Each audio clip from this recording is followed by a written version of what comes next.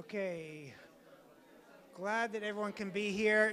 As we're filling this room up, we have about 20 or 30 chairs left in here, but if you could scoot to the middle of your row, make more room for people on the edges. We do have an overflow room, so pretty soon people will be...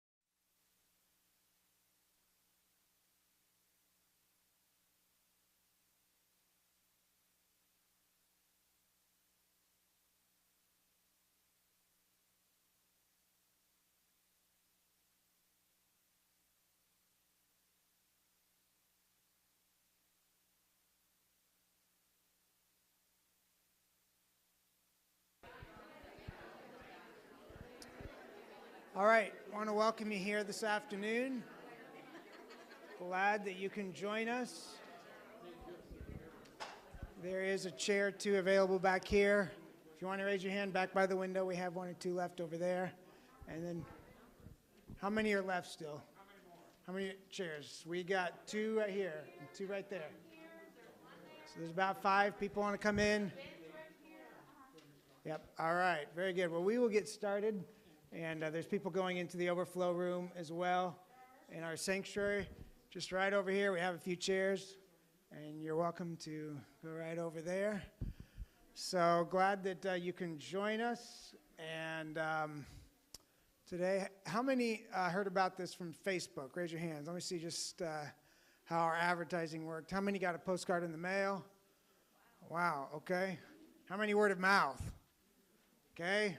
Oh, bunch of talkers here. All right, good. That's good. All right, well, Dawn Trammell has been a real hit wherever she's gone. A few more, so just raise your hands. We got some chairs over here, and you can come right on over and fill those up. There's a few on the bench as well. And we are streaming online, so there's a few watching online. And we have some that are filling our sanctuary where there's overflow. All right, there's some over here. Glad that everybody could be a part of it. I don't know if the gardening seminars have been more popular lately. Yes. And yes, the answer is yes. Okay, so maybe people in this world with some of the chaos we've experienced in the last year or two, feeling the need to increase our level of self-sufficiency a little bit. Of course, health.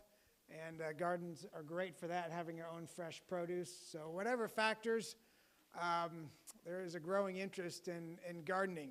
So we'll have a number of things we're sharing today. There's going to be 2 presentations, so this will probably go till 4:30 or 5.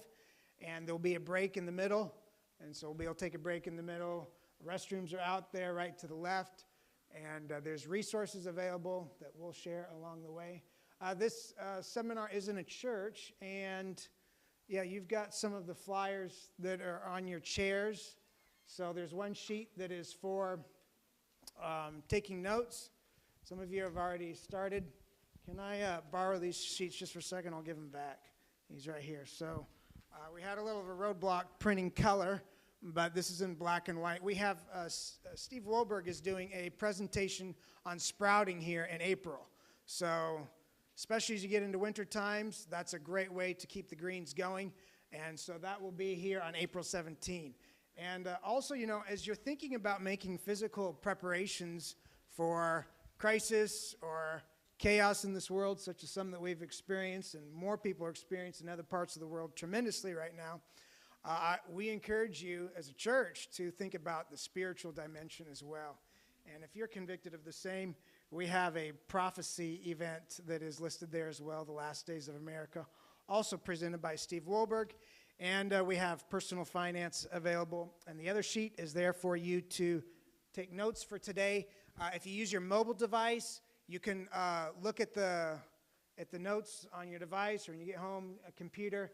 I have the link on there on our website. And so all the slides that Don is using today, we have on our website, and so you can look at those and review those. And so if you don't mind, let's bow our heads, and I'm going to ask God's blessing on this, and I'll hand the time over to Don. Heavenly Father, thank you that you are the giver of all good things, and that we can learn some tools today how to use your earth better and to enjoy the fruits that you have given us through that. We pray in Jesus' name, amen.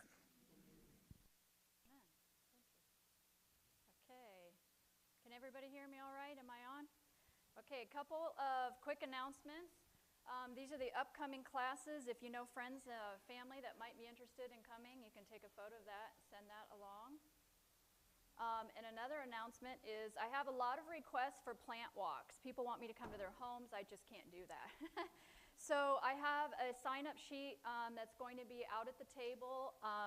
Friends of mine and I are going to try to get a plant walk going sometime in May in one central location for anybody who's interested. So name and email on that. And also a couple more things. On the resource table out here to your right, you will notice some free things. There's a local family from Newport, Newharth family. This is Lisa right here, her family. They have free music DVDs. They have a ministry. So if you're welcome to take those.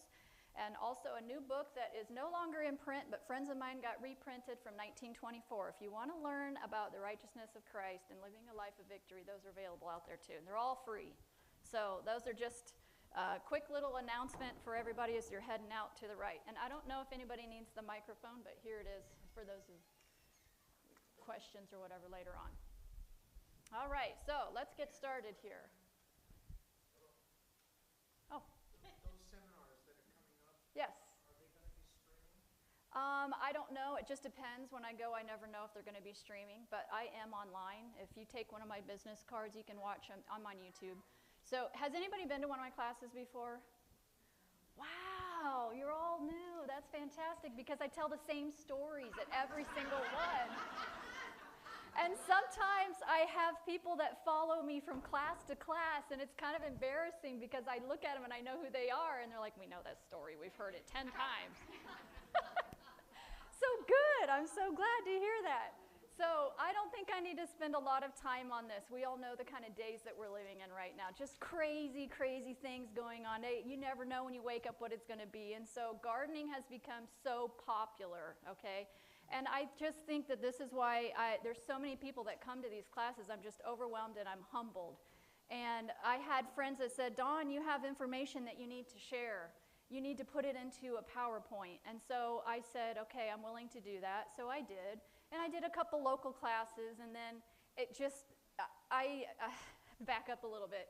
I was reading in the newspaper one day, this lady had written in and she said, I want to learn, I'm going to try an experiment. I'm going to take a plant and I'm going to stick it out and cover it with plastic, put it in my little hoop house and see if it makes it through the winter time. I wanted to reach in there and I wanted to tell that lady, yes, you can do it, but I didn't know how, okay? So I said, that night, I said, okay, Lord, if this is something you want me to do, you have to open the door because I don't have internet at home. I don't have phone service at home. We live off the grid, okay? I can't communicate with people. So when I drove into town, I got my phone messages, and this was the next morning. I had 2 invitations, come teach here and come teach here. And that was a year ago last January. So from then, I've been teaching 1 or 2 classes every week, just wherever I'm called. And so that's just kind of real quick about that. So gardening, we need to garden. We have to. Don't make excuses anymore. Just say, I'm going to do this, and start small if you need to, okay? I am not a master gardener, okay? I've never taken classes. I am self-taught, and I do not pretend to know everything. This is simply my journey and things that I have learned, things that work, that don't work. Those of you who garden know every year is different, okay? So this is what works for me. I am way north of here, lots of snow, okay? So what I'm going to present today is going to be a little bit different, but the principles are the same, and actually it'll be easier for you, those of you who are local down here, because you have no snow. I come down here, I'm like, oh, it's summertime down here. I can't believe I still have 4 feet of snow at home. I'll show you some pictures. But anyway, so how do you get started with gardening? A lot of people think that you have to have lots of expensive stuff, and you don't. I'm a very simple person, okay? I live on a budget, so let's just keep this simple. Things like this, okay? Pots, things that you can find from your grocery store, stuff that you probably already have laying around your house. Plastic cups. These right here are tofu tubs. These are my favorite things to plant in because they're just small and you can put lots of different things in them like this, okay? Tofu tubs, if you eat tofu, save those, or mushroom things, just whatever. Keep it simple, okay? These are some of my other favorite things to save. I know that probably everybody's familiar with these. These make great little greenhouses, all right? So just some simple, practical ideas. But whatever container you decide to use, make sure that has drainage. You have to have drainage and holes in it, so punch a hole in it somehow if it doesn't have that. Whatever potting mix you decide to use, you can make your own. I'm not going to teach you how to do that today. That'd be another hour, and you don't want to be here all night. So make sure that you actually, though, if you can, get a good potting mix that already has all the nutrients in it to get your plants a good start. Because, you know, as with anything, babies or whatever, they need a good start to be healthy as they're growing along. So don't just go get a bag of black dirt. You know, you can buy dirt, but get a potting mix, okay? All right, so now that you've got your pots and you've got your potting mix, now you need to think about what kind of seeds. It's really fun to go through catalogs, right, and look at seeds, especially this time of year. Oh, I want that one and I want that one. But there's things that you need to think about. Is this a zone 5 down here? Can anybody tell me what zone are you? Okay, zone 5. Okay. So I'm just going to teach based on a zone 5. So if you're different than that, then you can adjust a little bit. So you would be considered to be in a short season, okay? So what that means is that you have 110 days or less with no frost, all right? So when you are looking at seeds, you can look at the top of the package and it should say cool season. So, and if it doesn't say cool season, then it should tell you the days that it takes for it to mature. Do not try to grow anything more, I'd say down here where you are, more than 100. I try to stick with 90 days or less where we are. So try to stick with 100 days or less. All right, so in other words, don't be trying to grow like orange trees and stuff down here, okay? That'd be a problem. So there's 2 different kinds that you can grow. The cool season hardy crops and the cool season tender crops. So the hardy crops means that they can withstand some frost without being covered, like broccoli, okay, asparagus, things like that. A tender crop needs some cover on it, which we'll talk more about, but it needs some cover, all right, to help it along, like maybe green beans or corn or cucumbers, all right? And we'll talk about extending the season too. So that's the difference between the 2, and you please make sure that you're selecting the right kind of seeds or you'll just be frustrated because it's, and sometimes, you know, if you go to, say, Lowe's or somewhere and you want to buy plants, you don't know where those plants have come from. It might be a big, beautiful tomato plant or whatever, but it may be bred for Arizona. You know what I mean? Look at the tags and read it, and maybe do a little research and see where it's going to grow well or you're just going to be frustrated. So that's a little bit on the difference between those. Now, the other thing is the difference between seeds is heirloom versus non-heirloom. So heirloom seeds, you can get, there are companies like, I have a magazine out there, Baker Creek, where you can just get strictly heirloom seeds. Heirloom seeds means that you are guaranteed to get that same plant the next year if you save the seed. However, if you do 10 different types of heirloom tomatoes all in the same greenhouse, that guarantee is no longer, right? It's void because they're going to be cross-pollinating with each other. So keep that in mind. But in general, you're supposed to be able to get that same plant later on. If you do non-heirloom, you will still get a tomato, but it may not be the same, you know, beefsteak tomato or whatever that you were hoping for. Okay, and I've done that. I've saved seed before from non-heirloom, and you might get a funny looking, you know, cucumber or something cross between this and that. But as long as it's edible, I'm fine with that. It may be the newest thing, right? You could sell new seeds, I don't know.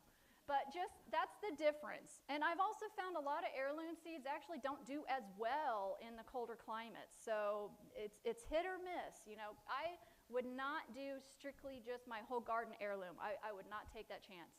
I would do some probably of both. That's my advice.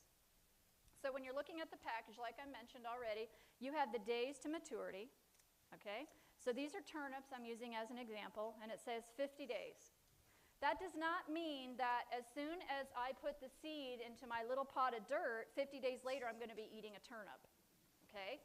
What that means is 50 days from emergence. So 50 days from the time it actually comes up out of the soil. So if they are old seed, it could take 2, 3, 4 weeks for it to germinate. I have germinated 11-year-old seed before, but it took several weeks. It was eggplant, and I think it took almost a month. So keep that in mind. 50 days from the time that it pops up out of your soil, okay?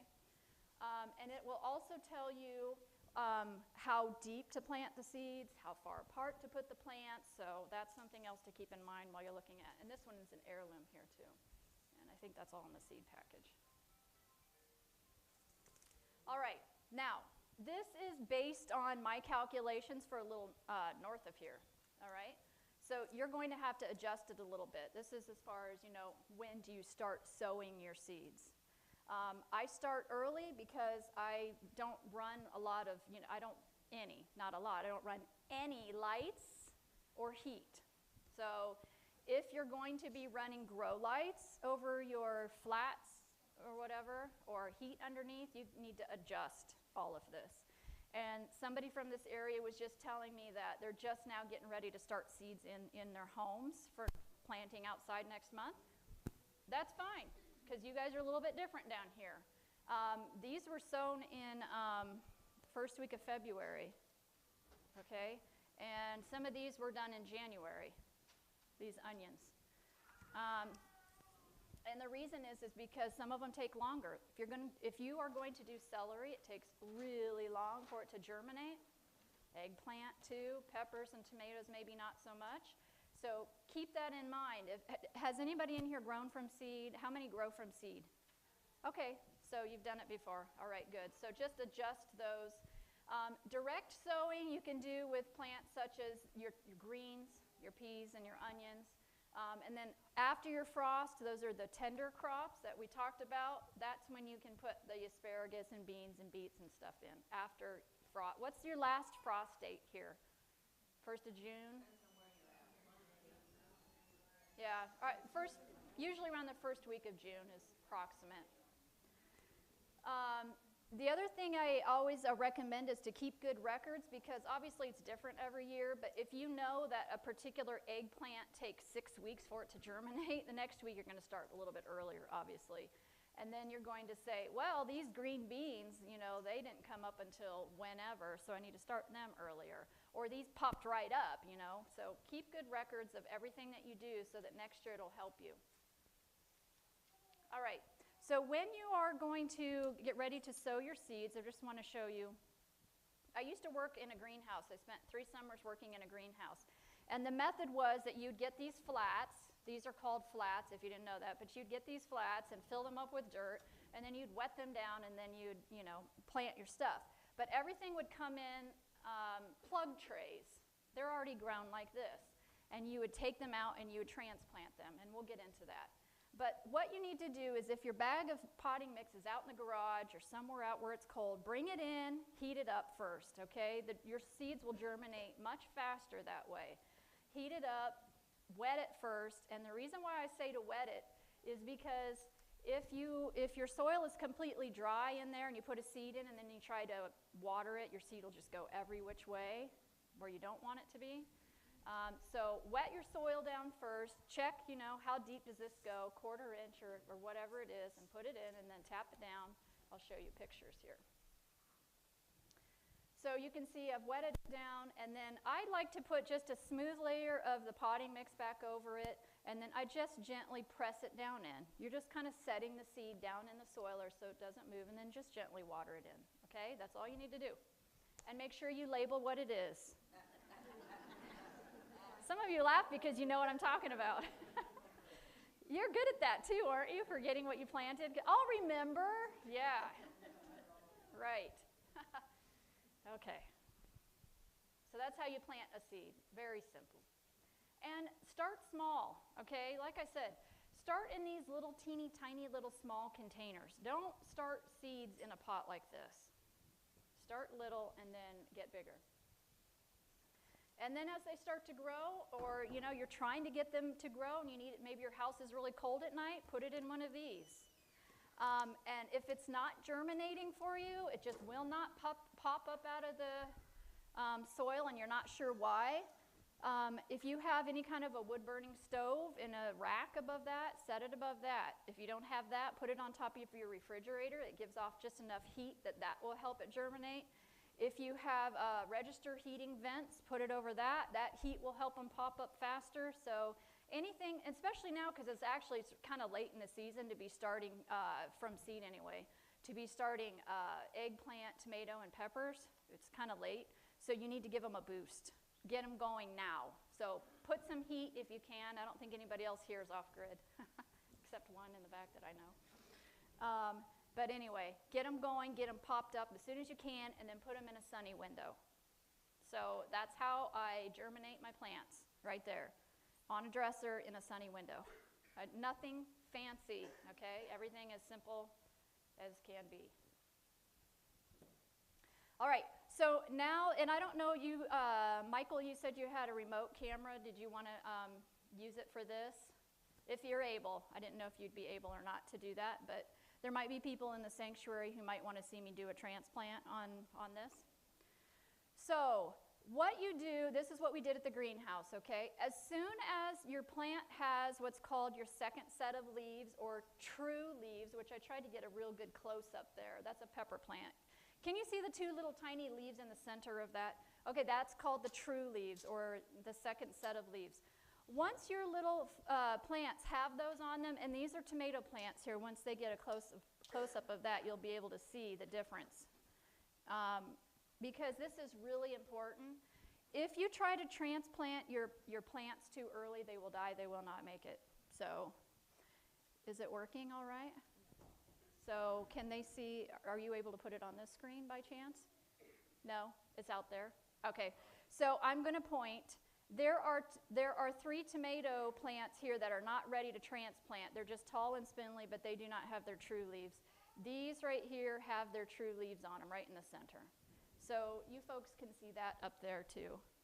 So what you do then, and don't be afraid to hurt them, okay? And I want to make sure I get the right way. This is the clementine. Okay. So what you do is you just get a little fork, literally, and you just take it in here, and you're just going to dig that plant out. And I'll show you. I've done this for so many years, and people say, oh, no, you're going to kill the plant. Can you see the roots on there? It's fine, okay? You just dig it out like that. And I forgot to dig a hole here, but I'm just going to use my fork. Chopsticks works real good for that. Chopsticks, good idea. And then you literally just, I need to get a deeper one here. You just stick it down in there. And these tomato plants, you want to bury them as deep as you can get them. That's the transplant. And these all need to be transplanted. I just haven't had time to do it yet. And so that's how you do those. That's how you transplant, okay? You have to wait until they get their second leaves. They will die. They will not survive, okay? Thank you. I knew he was talking about doing that. So this is how you do tomato, pepper, eggplants, and onions. If you transplant the onions, see these are almost ready right here. They're going to split right in the middle like this. They'll come up and do this. And then you can transplant those. So what I would do is I would just dig that whole thing out, lay them out on the counter, and just start yanking them apart like this. And then I will stick those in these. I just found these on Amazon. These are kind of cool, but I thought that would be a good size for onions. So those will go in there. I would wet it first, and poke holes in every single one, and then put one onion in each one. And the other thing I want to mention about transplanting the tomatoes, I'll show you here. If your tomatoes get really tall and lanky like that, it's okay. Don't worry about it, all right? Here's what you do. You dig it up, same way I just showed you. Dig it up and take your next size pot up. This would be next. And you just take the entire tomato plant and you bend it like this. And you stick it as far down in the pot as you possibly can. And you just have the neck sticking out like that. You're not going to hurt it if you're really gentle with it, okay? Obviously, you can't crack it like that and stick it down and you'll break it. You know that. So just gently put it down in there, and if you don't want to do it that way, then you can just coil it like a hose or like a snake. Coil the tomato plant all the way down, and then gently press your soil down on top of it, because I have broken it by pushing it too hard before. Just gently do that. And that will force more roots to grow on the stem all the way around. And it also makes a stronger, healthier plant, because all of that spindly, if I go back, all that spindly plant now is down inside the pot where the roots can grow off of that entire stem. And people always ask me, why can't you just stick a seed in a pot this size and grow a tomato? You can, but you'd have plants that look like that. They'll be very, very tall, very, very spindly, and very, very unhealthy. When I worked in the greenhouse, we would transplant and then transplant and then transplant. It just forces, when it gets in the smaller one like this, it forces it more growth and the nutrients and minerals to go through the stem and up into the plant, okay? Because it can't go anywhere else because it's confined in that little spot. So if they get tall and you can't get to them right away, those are just bamboo skewers. You can tie them to those for a little while until you can get to them to get them into a bigger pot. So once they get too big to be in these little packs right here, then you go to your next size up, which would be one of these, depending on what you have, okay? These are from the Dollar Tree. Little cups, yeah, you can get these online if you want to. But that would be approximately the next size up, or cup. And again, just pop your plant out of there. Put it down deep as far as you can get it. Don't be afraid to knock the soil off of the roots. You're not going to hurt it. Stick it down in there up to the neck, okay? And put some soil in there. And then the next transplant up would be your next size pot. Pop it out of this one and put it in here. So you're going approximately at least probably 3 transplants. Another friend gave me a good idea, which I had never thought of, because she has a lack of space also. So actually what she does is she just takes her tomato plant out of this, knocks the soil off, takes all the dirt out, and puts it back down in there again and puts more soil in there and does it again in the same pot. So that's another idea for you. So and why do you do this? Because when you are in a cool season, a short season to garden with, and you have less than 100 days to garden, before you put your plants out, you want your plants to be about a couple feet tall. You don't have to, but if you don't, you probably won't be getting tomatoes, peppers, eggplant until maybe end of August, maybe September, and they're probably still going to be green. So up where we are, I'm eating tomatoes in June, okay? So I'm June, July, August, September, October. For 5 months out of the year, I've got tomatoes and peppers, and eggplant doesn't come until a little bit later. And that's because I do it this way. So your plant needs to be at least a foot taller than this pot if you want to have food on it to grow this summer. So now you see why my previous chart said to start your seeds in January. But like I said, I'm not adding heat. You all can do that, okay? Are there questions on the transplanting? Because usually there are. Yes, sir. Yeah. And I'll repeat it so that people can hear. Are you changing the potting soil? Or are you going to, Am I changing the potting soil? Yeah. I'm still using potting mix, the special potting mix. Yes, for the transplants. Unless I start getting into bigger containers, because then it gets really expensive. And sometimes once it's really going really well in a pot like this, I'll mix some of my garden soil with the potting mix once I get into the bigger ones. Yeah, because that is a lot of potting mix. Yes, in the very back.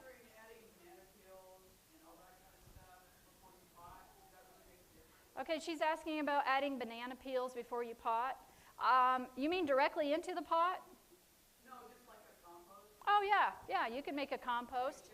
You can make a compost in your garden and dig that up and add it to your potting mix. That'd be great. Just make sure it's completely broken down or it'll rot your other stuff.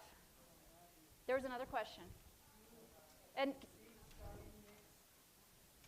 what about a seed? Oh, I don't have a special seed starting mix. I just go with whatever's on sale. If you look at the very end of the season, you'll find it marked way, way, way down. So keep your eyes open for that. Oh, there was another question about transplanting. Let's try to keep the questions to transplanting, because a lot of the questions I'm going to answer as we go through. Yes? I was just wondering, do egg cartons make good seed starting containers? I've seen people use egg cartons for seed starting, yeah, any kind of containers. I would not probably put that in the ground without popping a hole in it or cutting it apart, though. Like if you're going to put that directly into the ground is what I'm saying. But transplanting it to something else, yeah, because sometimes they don't always break down. All right, so let's talk about now you've got all your plants, your windows full, your growing racks are full of plants, now what, right? So hopefully you've done a little bit of preparation in your garden in the fall. If not, do not despair, because you still have time. You guys don't have snow. You can be doing it right now. So get your garden ready, okay?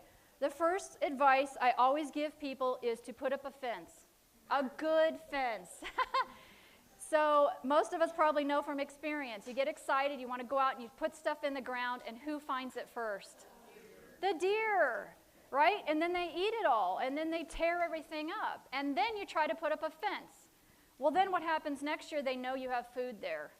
So then they jump your fence or knock your fence down because they know that there's stuff there. So if you first take the time to put up a good barrier, okay, or get a dog to keep them away or whatever.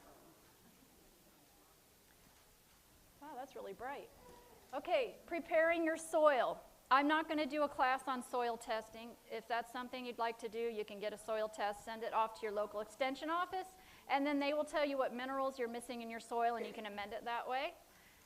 You can till, double digging.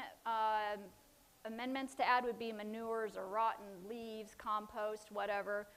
One thing that I've found that works really well is in the fall, I will go out and till like a ditch through the center of all the beds, and then I just dump my kitchen compost in there all winter long and cover it up with the frozen, if I can get it, you know, before the snow comes.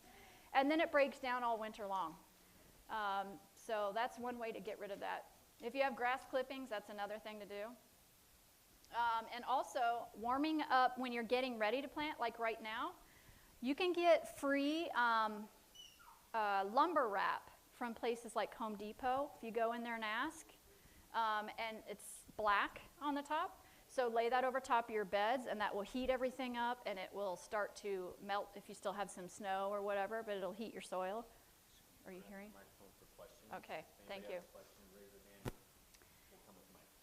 So putting black plastic on it, or you can use clear plastic if you want to, but the clear plastic will encourage lots more weeds to grow. But maybe that's good because then you can burn them up with a torch before you start planting, so I don't know.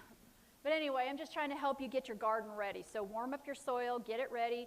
Wait until it dries out too. Don't go out there during the middle of spring breakup when everything is a muddy mess. I've learned that too. It'll just destroy your tiller and it'll make you frustrated. And so just wait. It's hard, but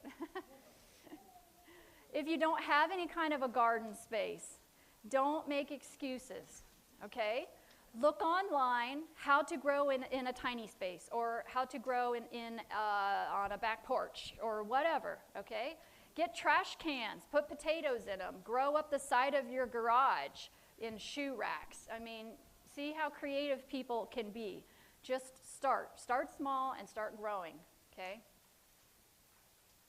Now, I usually have a lot of questions about this too, and this is really important. Do not skip this step. You cannot take plants that have been growing in your nice, beautiful, warm, sunny window for 3 or 4 months and then take them and throw them in the ground. They will die. They will croak. They will be in shock, okay? So you have to do something that's called hardening off. Hardening off just means you're preparing them to go outside. So there's a couple of different ways. If you have a hoop house, it's a lot easier because I literally take that's all peppers and tomatoes and eggplants. I literally take them all up there around April and cover them up and say a prayer over them and leave them there, literally. And if you don't, that's the other method that I used to use. Set them out on your front porch for a little while. Do not put them directly in the sun. The sun will scorch the leaves and kill them. Put them in a shady place on your front porch for a couple of hours the first day, bring them in. Next day, take them out 3 or 4 hours, bring them in. Next day, a little bit longer, bring them back in, okay? Then a few days later, put them out in the sun, then bring them in. A few days later, more sun. Do you see what I'm saying? You're acclimating them to being outside. And then eventually, leave them outside with a cover over them, one of these type of covers, which we'll talk about. And then after you do that for about 2 weeks, maybe 3 weeks, then they're ready to go into your garden.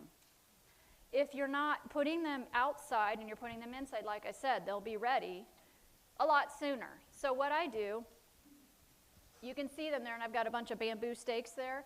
I take these row covers after I put them up there, and I double row cover it, double cover, sometimes a sheet if it's going to be really cold. And I cover them all up, and I leave them covered like that for about a week. And they're acclimating under there. And then I'll take the cover off during the day, you know, for a few days, and then I'll take the cover completely off for a few days, and then I'll put them in the ground, in the greenhouse. Hoop house, greenhouse. Some people get confused, but it's the same thing in my mind, so I have a hoop house, but I call it a greenhouse too. So this is the method then. Same thing, dig a deep hole for the tomatoes. You want to bury it as deep as you can. The really dark compost there is worm castings, and we'll talk about that. I put some of that in the bottom of the hole, but you can put whatever fertilizer that you have, or if you have well composted animal manure, if you use that, or kitchen scraps that have been in your garden that are ready to go, you can use that also. So bury them as deep as you can, and these are on the right, I think, yeah, those are all tomatoes in there, and those are just strung up. But in the center there are carrots. So what I do probably in a couple of weeks is I'll go out there and I will do a row of carrots on the very far right-hand side, as far away from the front of the greenhouse as possible, because I want those to get started first. Those will pop up and germinate before I put my next row of tomatoes. Because carrots and tomatoes love each other, they're companion plants. One grows up, one grows down.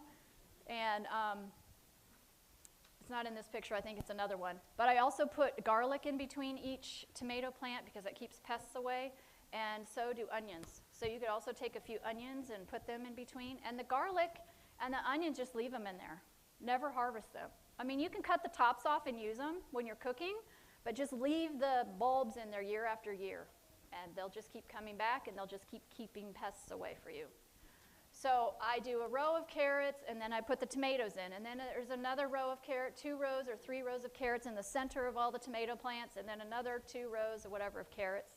And that's how I do those. So that's transplanting into a hoop house, and if you're going to do it outside, I recommend that you do it on a cool or cloudy or rainy day. If you take your plants out and transplant them on a hot, sunny day, they're probably not going to do very well. They'll be in more shock. Yes, yeah, because it's hard enough on them as it is. So do it in the evening. I wouldn't even do it in the morning. I would do it in the evening, and then I would water them in really, really, really well, and probably the next day I would water them again. You can see the ones on the right are a little bit in shock. They're not too bad, but they did come back. Also, if you're going to be needing stakes or supports, put them in when you put the plant in. Don't put them later because you're going to disturb the roots and possibly kill the plant. These are just different ideas for support. The cattle panels work nice if you can put that up in your hoop house to tie things to, or strings. You can get tent stakes or make your own stakes out of wire or whatever to string them up with, up to a beam. Or the bird netting up on the top left, that's just bird netting that I put up over the top of the hoop house, and the peas actually grow up on that. This is another idea for maybe you have just a little tiny space in your hoop house or in the corner of your garden somewhere, and you want to plant a bunch of lettuce or spinach or something. Just do an intensive planting just like I did. Literally just take the whole thing of seeds and just put them all in there. And wait till they come up, and then just take your little gardening shovel and dig them up and separate each plant. Just rip them apart. You're not going to hurt them. Just take them apart like that. And then just put them in your garden wherever you want them later. Okay? So see, now you've already got them going. Down here, you should be doing this right now. If you have an enclosed space or a protected area of some kind, you should be doing greens right now and peas. Okay? And then you can move them. So once your broccoli and your cabbage and bigger things like that get going outside, then you've got all these already growing. You just take them and put them, because they like the shade, you know, lettuce and stuff like that likes it cooler. So then you just put them in between your cabbages or under the leaves or whatever where they could be shaded, okay? Pollination is just something I like to mention because you just never know anymore. We don't have as many bees as we used to. I don't know if anybody has noticed that. So tomatoes, actually, you can just easily pollinate just by walking through your hoop house or whatever and just kind of shaking the vines just like this. Just shake them just a little bit, and then they pollinate themselves. And maybe every day or every other day, just do that whenever you're in there watering, okay? Eggplant is self-pollinating, so I like to just keep that covered all the time. I have a row cover over it like this in the greenhouse, and it just stays that way because it likes it warm. Cucumbers, I just learned about last year. There's 3 different types. So if you're going to grow a cucumber in a hoop house where it's not going to be pollinated, as likely not to be pollinated, get the one that's called the parthenocarpic because it does not need to be pollinated, and I did not know that. They have them in the catalog up here. If you're interested, I can show them to you. And melon and winter squash, you can look online. I don't want to go into too much detail about that, but basically there's a male flower and there's a female flower on the vine, and the female flower is the one that will grow the fruit. So the female flower needs to stay on the vine, okay?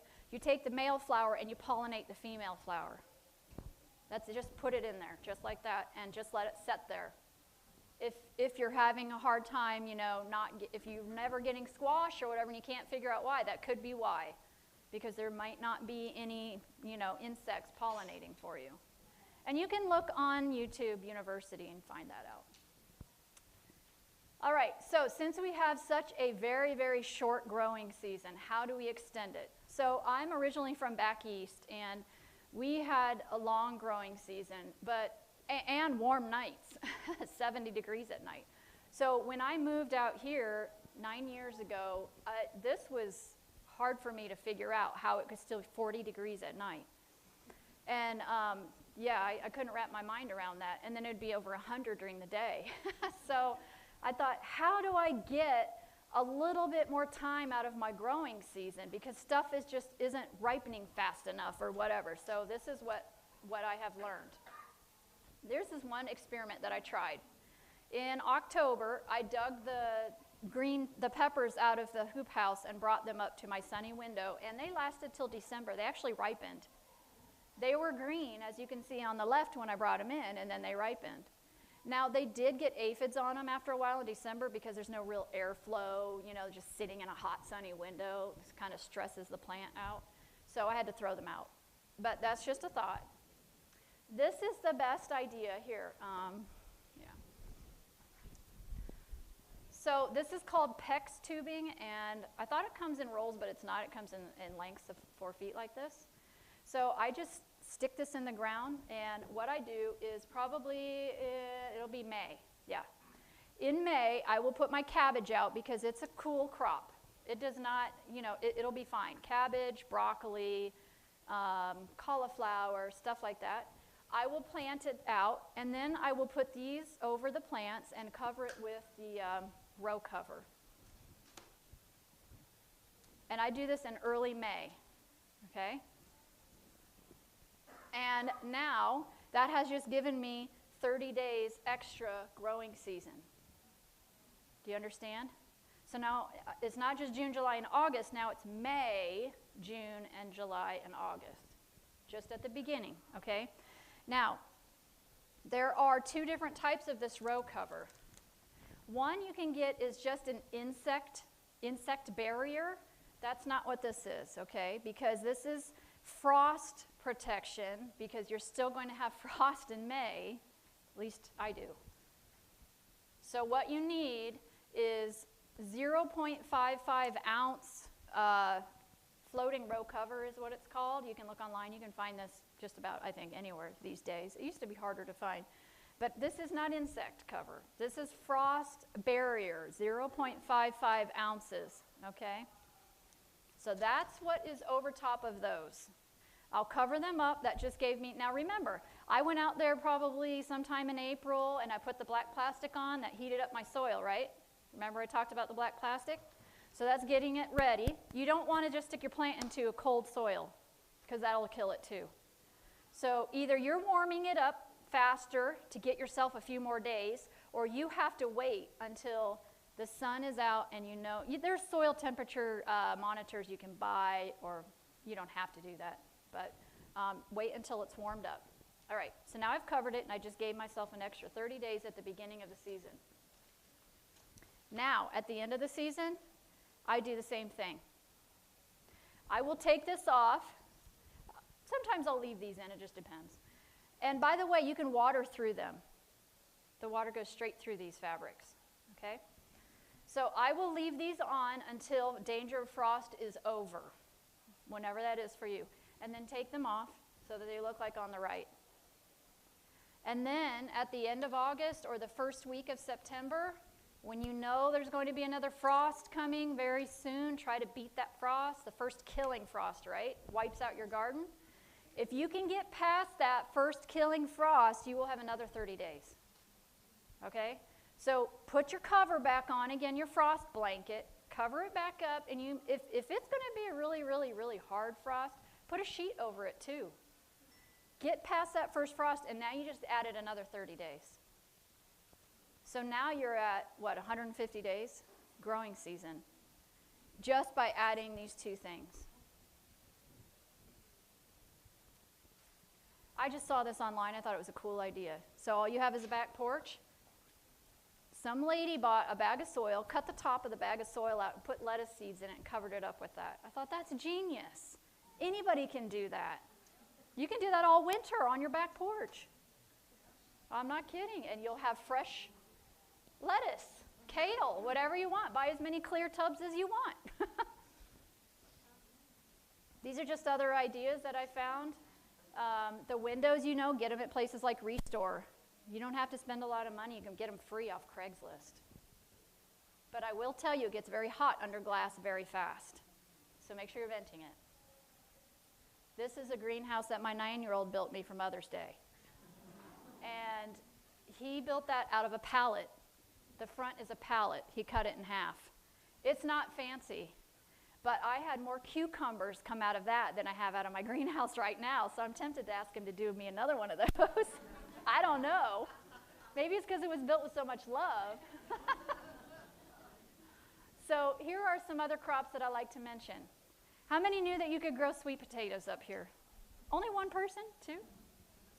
So I didn't bring them with me. I usually bring more plants, but I've learned not to do that because they die. They go back and forth down the bumpy road. They get cold, and I'm sorry, but this is all I have today. So you can see a picture of my sweet potato. So I used to grow them in a jar of water, and they would rot. So I did some more research and found out just put it in a little pot of dirt, like the picture, half of it exposed. Now, I've tried organic and non-organic. They both sprout at different times. Sometimes one does, sometimes one does not. So I would recommend getting about 3 or 4 different varieties and try them. And I would start them in December. It's too late right now. I'm sorry. You can buy sweet potato slips, though, but keep this in mind for next year. So start sprouting them, and once they start growing their sprouts, they're called slips. You literally just break it off the potato. Don't dig into it or cut it apart. Just break it off at the potato and stick it in a jar of water, and it grows roots. Like the picture in the middle, it grows roots. And that is your slip. And then you plant those in the ground. And they're expensive if you want to buy them, but you know, for 50 cents or whatever, you can get yourself a yam, sweet potatoes, they'll all do the same thing. And then you plant them maybe 6 inches apart, and they're going to need some protection because they're a warm season, crop, mostly grown in the south from what I hear. But they will grow up here if you protect them, all right? So one way or another, find some way to put protection over them. This will be my, I don't remember, 3rd or 4th year doing sweet potatoes. The first year, I got sweet potatoes that were, I don't know, between 10 and 12 inches long and as skinny as a pencil.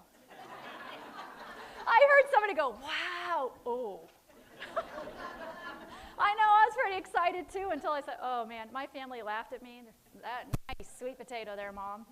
And so then the next year they were about the size of that thing there, a little bit bigger, getting better, and so they're getting there. And so what I figured out is that they need really loose soil, really loose, and some compost.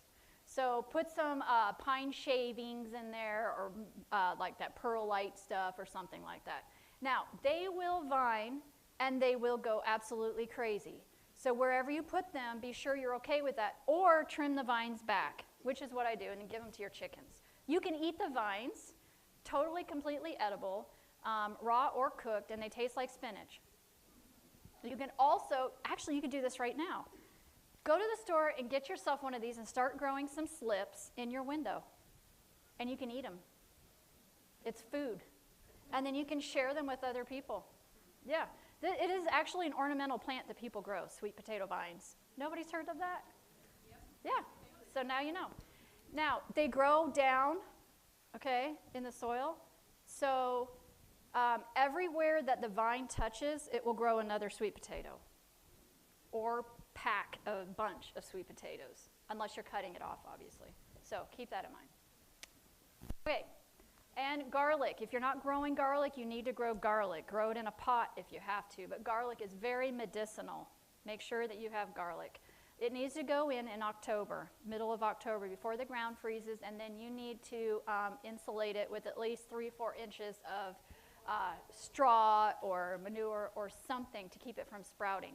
And it actually does its most growth in the fall, like the first 30 days after you put it in the ground. So make sure you're watering it during that time. And then how do you know when to harvest it? The first 2 leaves, the leaves closest to the ground, the first 2 down there are dead. You can't really see it on there, but they're dry and they fall off, and then you know, oh, okay, so I can harvest it.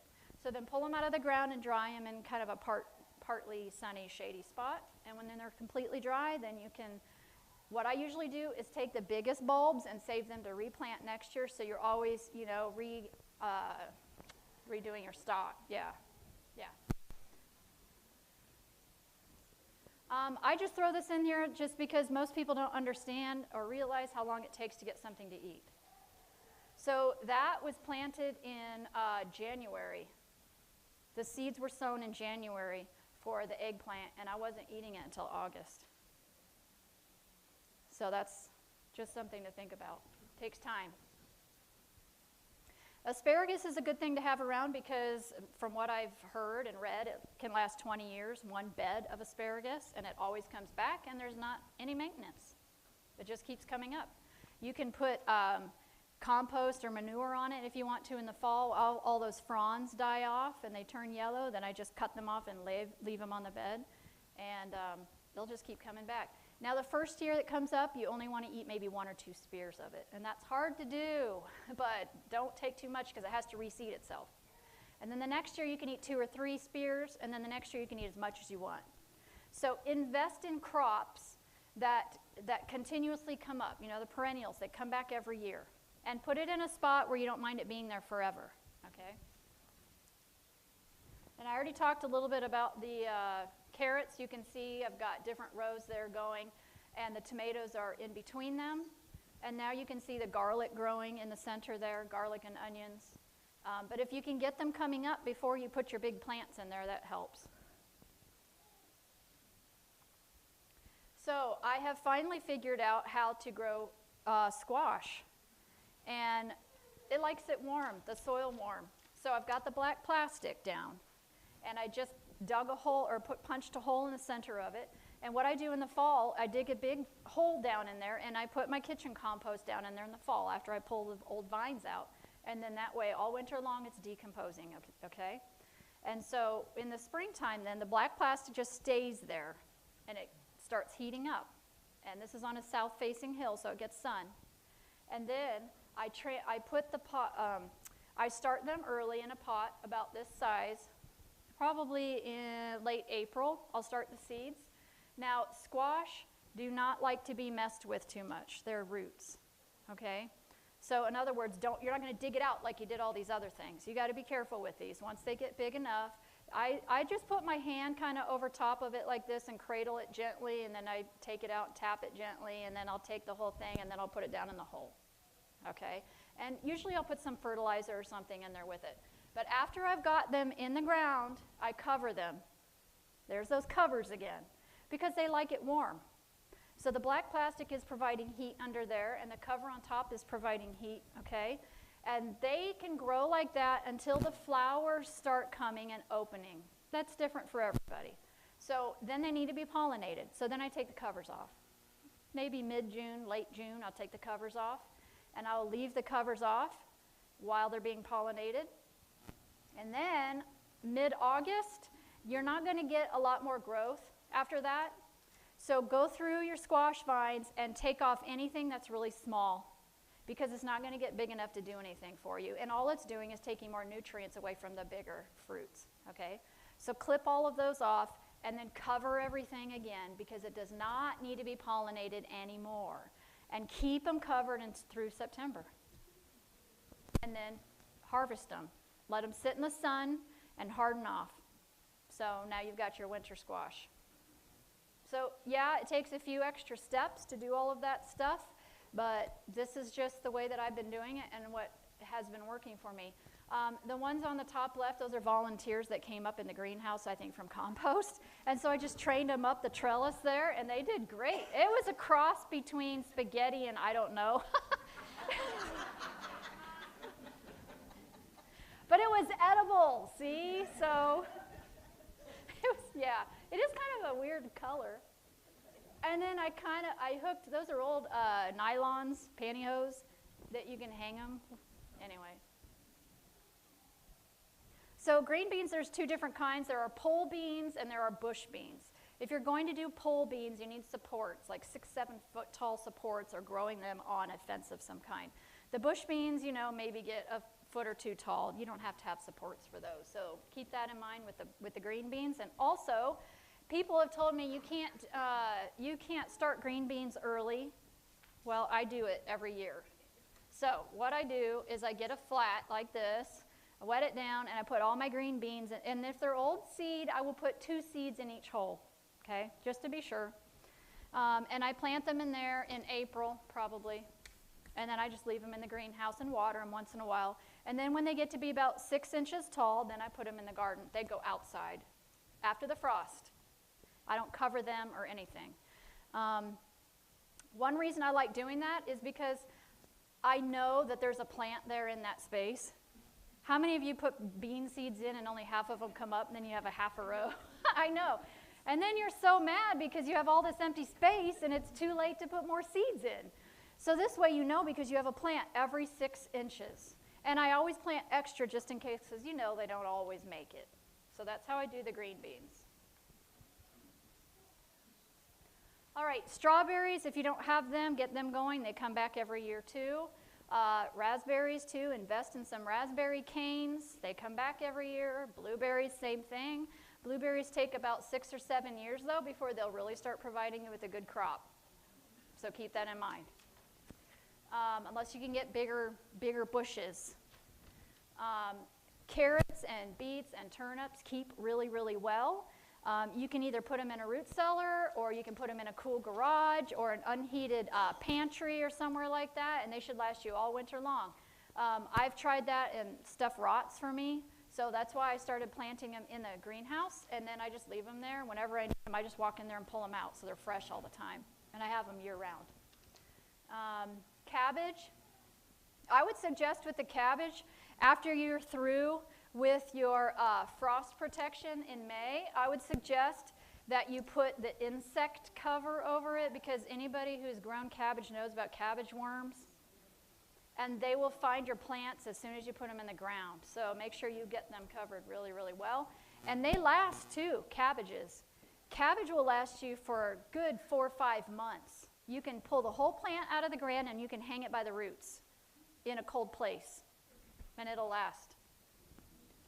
Or you can turn it into sauerkraut or something like that. Potatoes last too. So get yourself, if you know about Azure, I don't know, or I've heard Costco too, if you get the organic potatoes, you can cut them in half and put them like in front of a warm place for, 2 weeks maybe, and then they'll start sprouting, and put those in the ground. So don't think that you have to go and spend lots and lots of money on seed potatoes, okay? Get them from wherever, organic bag of red potatoes or whatever, gold potatoes. And I would get that. I would get your potatoes now, for those of you who are in this area, and start getting them ready so they can get the sprouts going on them. And save them from year to year if you can. Always set some aside. Same with the garlic, because we just don't know. Times are so uncertain right now. We don't know if we're going to be able to go get potatoes. We don't know if we're going to be able to get anything. So figure out, I've got books out there on the table on saving seeds and making root cellars and saving potatoes and all this kind of stuff. Do some research and start figuring out, how can I save this? How can I save that? How can I, make myself so that I don't have to run to Walmart every Friday or whatever it is, okay? Start thinking that way. Corn, if you're going to do corn, I've done corn, but make sure you do the shortest day possible that you can get. You might not be able to do the huge, gigantic, corn cobs. You might be able to just do smaller ones. But again, I do the same thing as I do with the beans. They say it can't be done. I've done it. So you start your seeds in these, same thing. Same time you start your green beans, start your corn. And then transplant it outside when it's about six inches tall or so. And Jerusalem artichokes, has anybody heard of those? Or sunchokes? They will go crazy. So if you know somebody that has some, get some, but put them in a little place where you don't mind them spreading. And you can leave them in the ground forever. They grow really tall and they look like sunflowers. They have beautiful like sunflowers on the top of them, and nobody would ever know there's food under there. So when you pull them up, you've got these weird, funny-looking potato turnipy type things.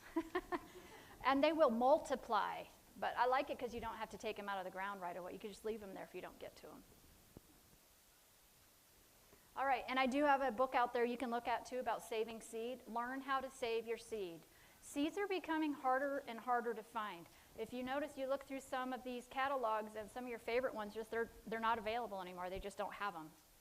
So start learning how to save seeds. That's just that's an onion, a winter white spear onion. And this particular variety they've brought back, so they do have it. This is a winter onion. I leave these in the greenhouse, I think the same plants in there for 5 or 6 years. They just keep reseeding themselves. They get like that, they dry, and then the little black seeds spread all over your greenhouse, and you're literally going to have little green onions popping up everywhere. So you're going to have them. So you're going to have onions in your greenhouse. You can have carrots in there. You can have all of your tons of different greens. You can have beets and turnips and your potatoes in there, and also celery. So grow your celery outside after frost, dig it up, and bring it in your greenhouse, and it'll last all winter. So when you walk into your greenhouse, you've got a pot of soup. Literally, right? So when you're saving seeds, make sure they are completely 100% dry before you put them in a plastic bag. I've learned that too. Just set them on a plate somewhere and let them dry for several weeks and label them. Label, label, label.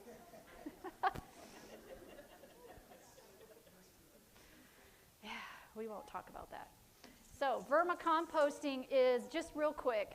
You can go online. There's 100 different ways to make your own worm bin. This is just how I do it. But number one thing to know is you need to make sure that you're getting red wiggler composting worms, not earthworms, 2 different kinds of things if you're going to do this. And the reason why I started doing this was because I wanted to know what can I do with all of my kitchen scraps all winter long.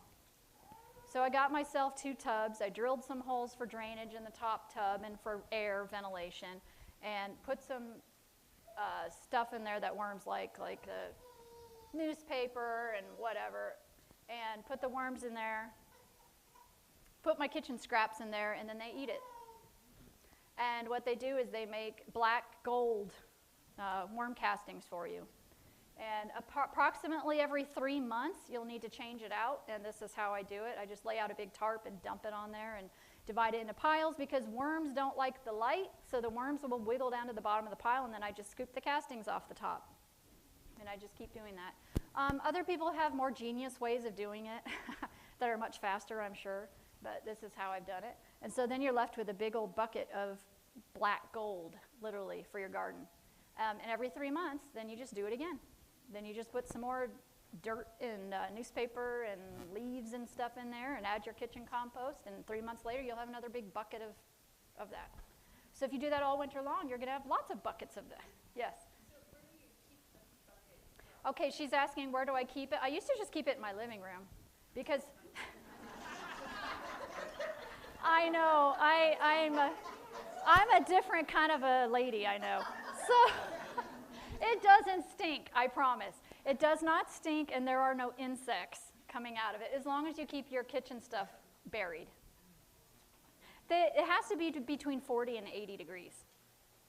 So if you stick it in a cold garage, they're probably going to freeze to death. So find a bedroom or somewhere out of the way. Yeah, my family didn't appreciate it. It was in the way, so I had to move it. Anyway, so that is the end of, that's part 1. We are, okay, yes, question.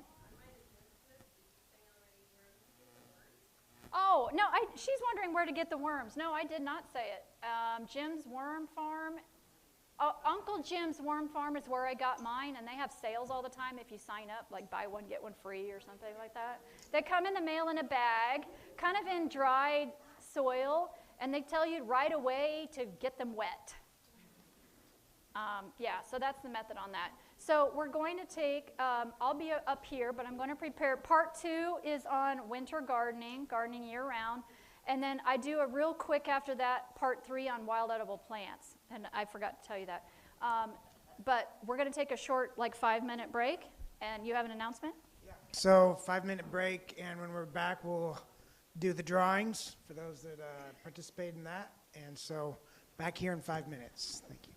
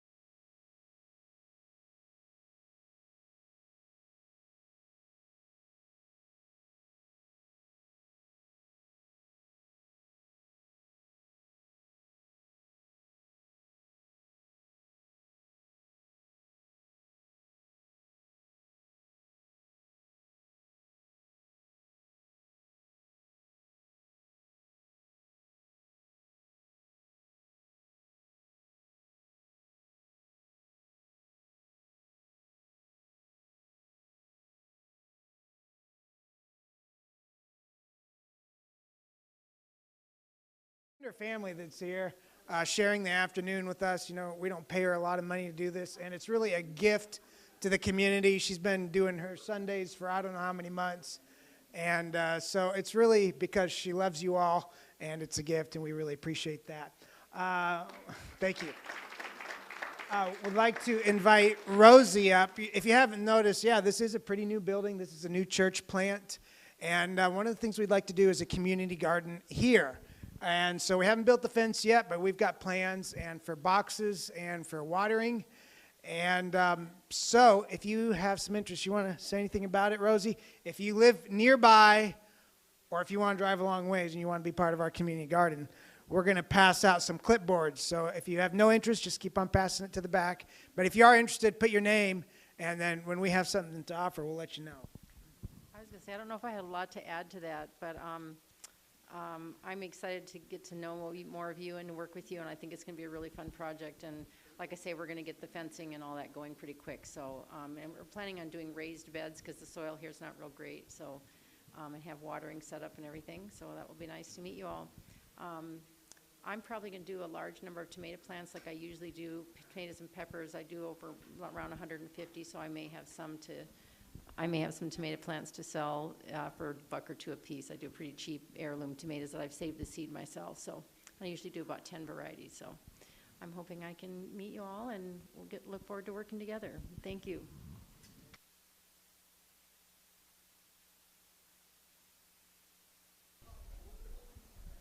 Okay, I'm guessing it's my turn now. Can I? No, I have a mic. Okay. So, I guess it was about 6 or 7 years ago, I started thinking that I wanted to grow year-round. I was a little bit disappointed when fall came and winter came, and I couldn't have anything to eat anymore. And also, you know, just thinking about what is in the food that we're eating, and living so far out, I didn't want to have to go to the grocery store all the time to get greens. So I started doing some research online about winter gardening, and I found Elliot Coleman. How many of you are familiar with? Just a couple people. So I ordered his book and looked at the pictures, and I thought, wow, he's doing that way up in the northeastern part of the United States at the 44th degree parallel line, same as what we are. And I said, if he can grow in the snow, so can I. So this is his motto: unheated, uninsulated, unbelievable. Because most people think that they have to have big, expensive greenhouses running lots of heat in them to grow. You do not, okay? This is what this is all about. So the first year I did this, I honestly didn't think it was going to work. And so I took lots and lots of pictures to document that first year. So a lot of these pictures you'll see are a little bit old, but you'll get the idea here. So that was the first year of our hoop house. So it's kind of cool, you know, when you are walking up to a structure like that in lots of snow, and you can walk in there and see all of that. That's amazing. So this is the journey that we went on to learn how to do this. And when I had, after we did this the first year, like I said, friends said, oh, I can't believe this. You've got to share this. So we put it together and did a class, and we had almost 200 people that came to the first class, and that was 6 years ago. And so it's kind of been changed. It used to be just strictly a winter gardening class. That was it. But I had so many questions about what to do for the rest of the year, or how do you use your greenhouse for the rest of the year? You just use it for winter. And so I've changed this up a little bit. And as we go through, you'll see how to grow, what you're doing with your greenhouse month to month. So if you want to grow in the wintertime, now remember, we are off the grid, okay? We're not running heat. We're not running lights. We're not running all of this fancy stuff. So if I can do it, you can do it, okay? You have to know 3 things. You have to grow the right things. You have to get cold, hardy crops. You cannot grow tomatoes and peppers and eggplant in the dead winter here. Cannot. The next thing is succession planting, which I'll go over that. And you have to keep in mind that whatever you're growing for winter triples the amount of time to maturity till you can eat it. It triples. Because there's not the light, you know, the days shorten in the wintertime. You're not getting all the light that you used to get, all right? So if you want to plant turnips, and your turnips say 50 days, multiply that by 3, and now you're at 150 days. So if you want to eat turnips in December, you need to go back, count back 150 days, and that's when you plant them. Think about that for a second. The next thing that you need to know is that you have to have protection of some kind. So you're going to have plastic, and you're going to have these covers, which I'll go over again. 2 things. If you're going to do this, get the good plastic, get actual greenhouse plastic. Do not skimp out and get cheap stuff. You'll be sorry.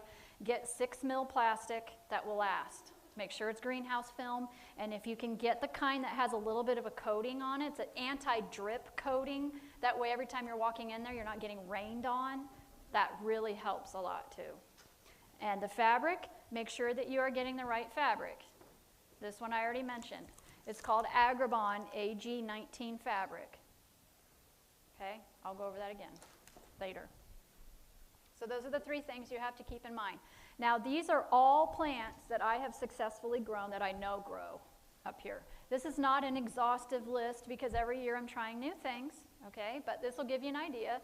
And the dates are dates that you would start to sow that seed and then when you would end sowing that seed based on the triple the amount of time that it takes for it to be ready to eat, okay? So carrots, you're going to start them July and end in August. Don't go past August because they won't get big enough for you to be able to harvest, okay? Your dates may be a little bit different, but this will give you anyway an idea that you can go by. And also this whole class, this whole seminar is online, so you can go back and watch it anytime you want, pause it.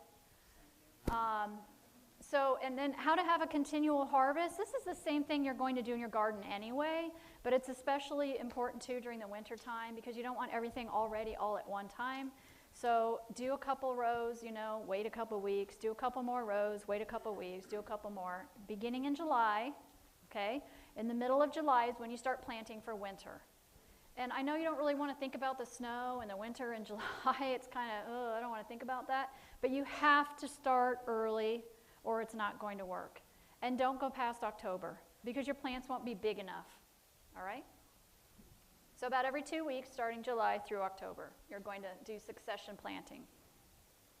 So that's just the main introduction if you want to start doing winter gardening. Now this is how we built our greenhouse, hoop house.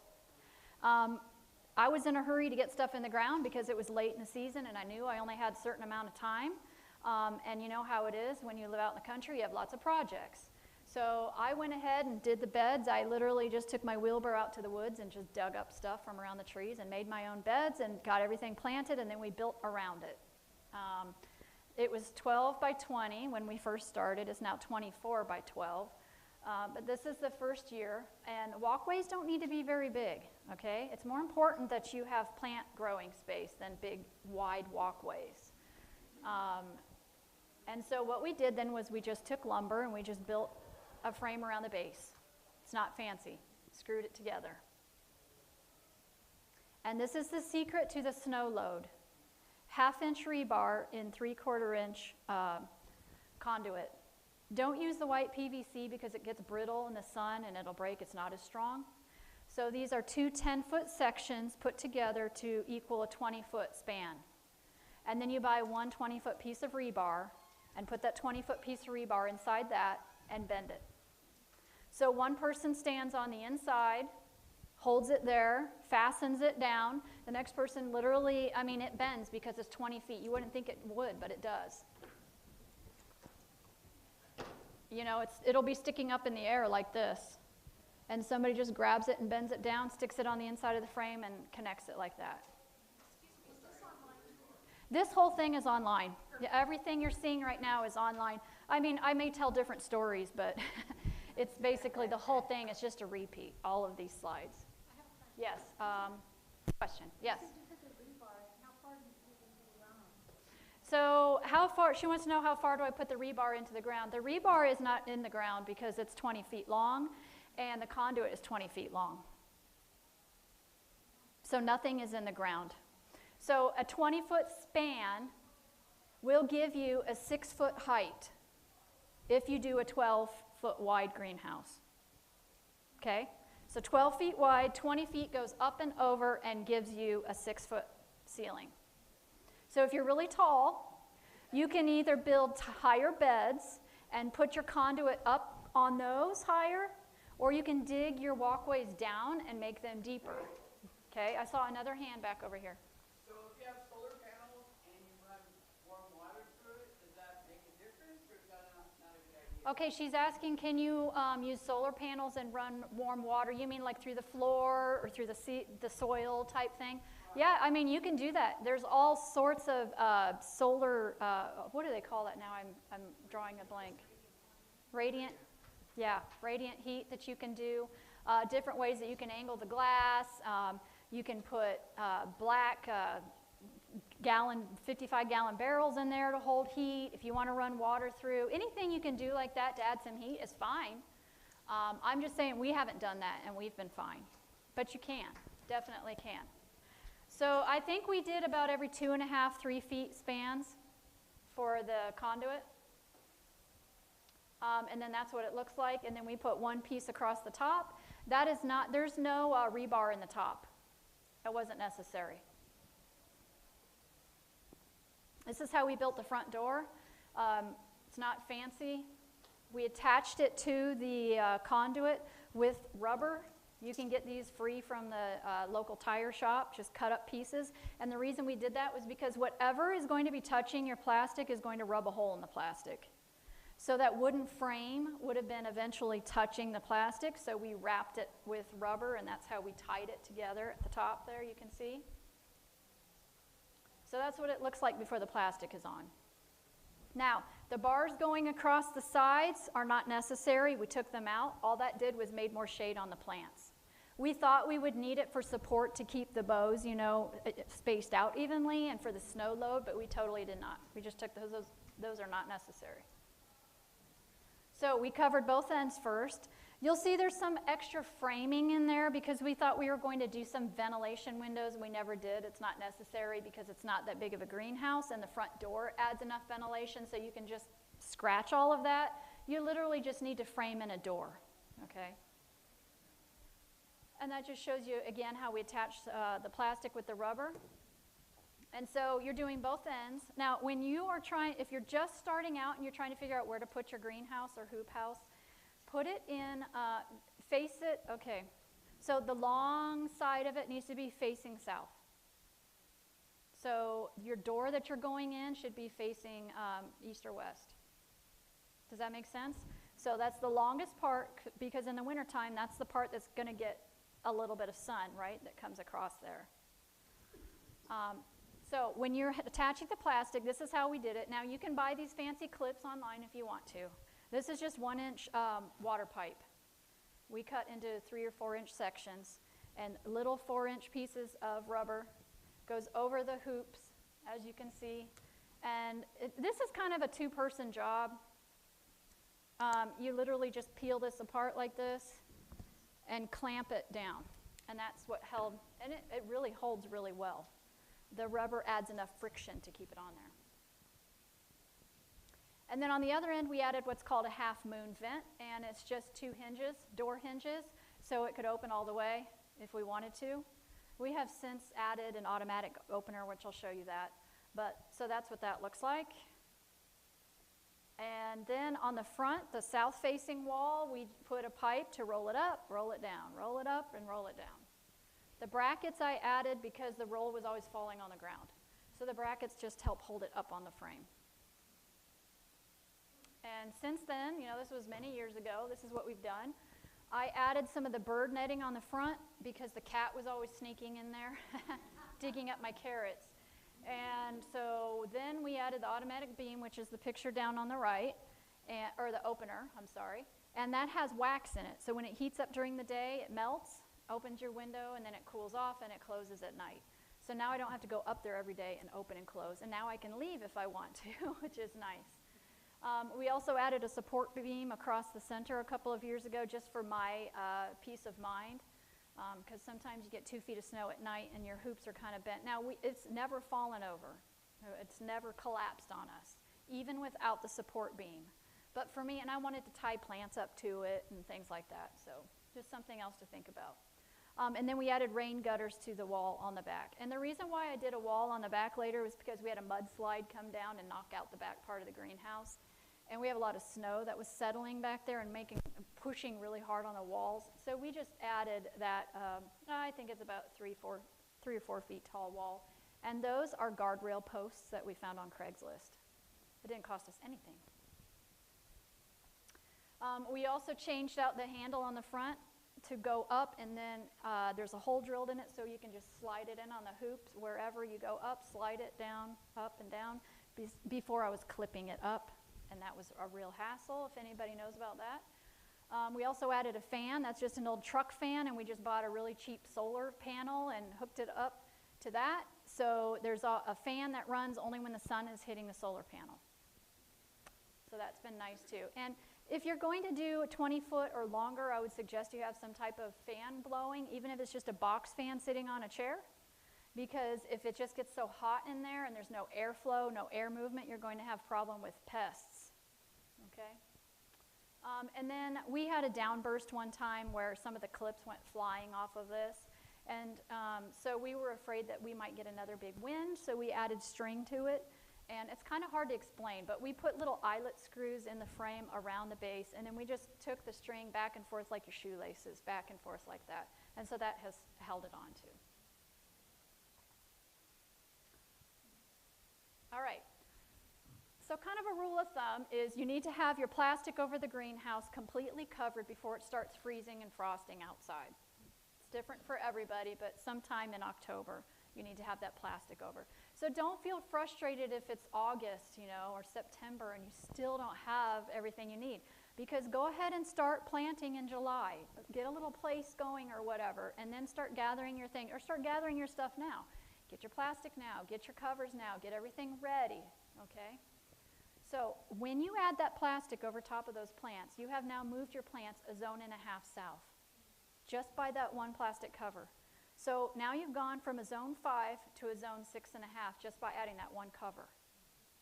Okay? Now this is the best part. You don't have to water anymore. After November, no more watering. People say, I'm tired, I don't want to garden anymore. I don't want a winter garden. But I tell them, there's no maintenance. There are no weeds, and you're not gardening. All you're doing is harvesting all winter long while everybody else is having to run to Walmart. Okay? So, and this is because there is such a high water table because everything's covered inside. I'll show you here in a minute. So this is the next secret to the winter gardening. Get yourself some number 9 wire. It comes in big spools. And you're going to make something that's called a wicket. And this is what goes over your beds. And it needs to be down in the ground enough to support it, but it needs to be about 12 inches above the level of your soil. So where my fingers are, we'll just say that's where the soil is, and that's where the base of my plants are. The rest of that is in the ground. And make sure that you are putting this in the ground before it freezes. I've learned the hard way on that too. So 12 inches above the soil, okay, for protection of the plants. And approximately every 3 feet. I tried 4 feet, but it droops too bad. But, you can try 2 if you want. And then, here's your frost blanket again. We've talked a lot about this frost blanket. That's what this is for. This is your second layer of protection right here. So now, by covering everything up, usually sometime in November, you've moved your plants another 1.5 zones south. So now they think, under this cover, they think they're in a zone 8. There's no heat. There's no artificial light. They're just sleeping under here at night, all covered up and all happy. They actually freeze, though. This is crazy. Your plants will actually freeze at night, and they thaw out during the day. It's a miracle, I call it. And people always ask me this question, so that you don't have so much freezing. They say, well, why don't you get a thicker blanket? Why don't you just put a thicker cover on there? So I did some research, and I looked back and saw, well, this is what he says. So it only warmed it up by 2 degrees, but it let in 50% less light, which made more soil freezing. So it's worth it. Just use the AG19. It's just a sample of temperatures outside. It was the same time of day. It was not a sunny day. 21 outside and 53 in the greenhouse. And I didn't even check under the covers. So under the covers is at least 10 degrees warmer. Now, you're going to harvest when everything thaws out. I've learned this too from experience. You're going to go up there after, if it's a really, really cold night, and you go up there, say 8 or 9 in the morning, your covers are going to be frozen to the plant probably, if they're drooping, and to the wickets, and frozen solid, hard. And so sometimes I get in a hurry and I'm blowing it, because I want to take it off and I want to get my salad. Don't do it. You will rip your plants up and you will rip your fabric. This stuff is not very hardy, as you can see. It just rips very easily. So wait.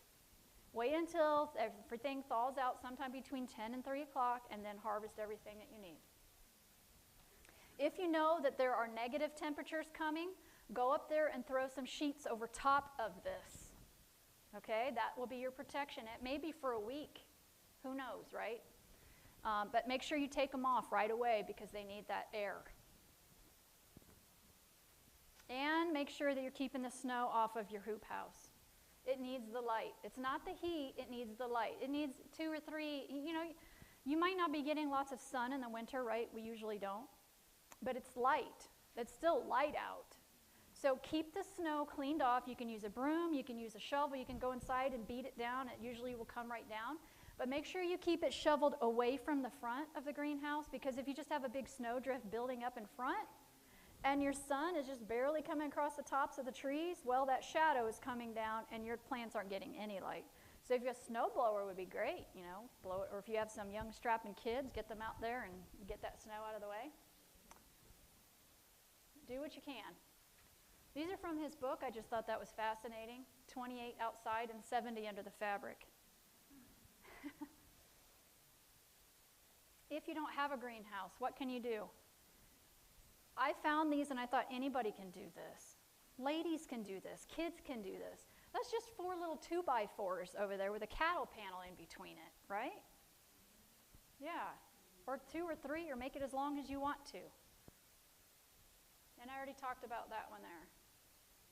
These are just more ideas. Get some straw bales and put a glass door on it. And then put your row cover inside of that. There's your second row of protection in there. But again, keep the snow off of it. You can't put this out in your yard and let it cover up with 4 feet of snow. I mean, you can, and you probably will still have greens in there, but you're not going to be, able to really harvest a lot. It won't be doing very much. All right, so I'd like to take you now month by month how to use your greenhouse for more than just winter stuff. Because the first year I just used it just winter, that's it, and I had so much stuff to eat, I was giving it to everybody. So now what I do is I take the longest part of the greenhouse that's facing south. There's one long bed in there that's 24 feet long, and that's my winter bed. That's it, just dedicated winter bed. So in January, you're reaping your harvest, whatever you have growing in there right now. And on the right, there's carrots, and that's the celery that I brought in from the garden, and the winter bed is on the left. And then what are you doing inside? You're starting seeds in January. And that's what you would be starting. Without heat and light, remember, okay?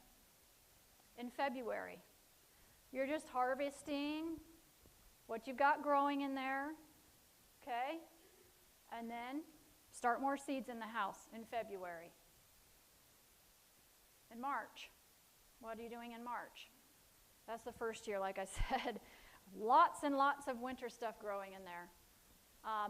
Remove your covers. My covers, I took them all off last week because it's too warm in there. Remember, these are winter plants. They don't like it hot. So if you get a really warm, sunny winter day, even in January, like my other picture, it can be 70 in there very quickly, and your plants don't like that. Winter plants don't like it. So open it up, take the covers off. But now they're off for the rest of the year. So it makes it easier to harvest. And now we'll probably have to start watering in there a little bit too. So that's March. Just an idea of what's going on in March. Those pictures were taken in 2018 with all that snow outside. So wouldn't that be cool to walk in there and have all that food available for your family? Those of you who have kids, sowing more seeds in March. April and May, your winter garden's about done because it likes it cold, remember. Okay? So you can see the same bed, same view there on the left. They're going to seed. It's time, they don't like it. So you're getting your other plants hardened off in there in the back where nothing's growing yet, or you're planting your carrots or greens, other things like that for spring, bringing your transplants out. And these are the squash that I got going in there in April and May.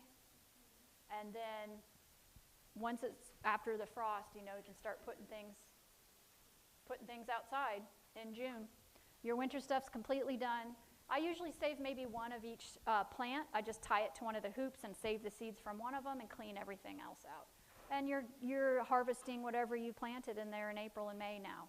By now, you should be having lots of other things growing in there because your winter stuff is done. And then by June and July, you're saving seeds. And I have the book out there that you can look at. Okay?